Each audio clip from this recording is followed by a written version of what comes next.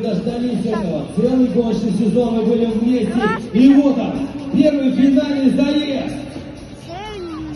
Название победителя 4-го финального этапа Кубка Республики Коми по трекам ледовым гонкам. Загорается зеленый старт. Поехали! Итак, Сергей Шевцовидов на первой позиции. С первой дорожки уверенный старт.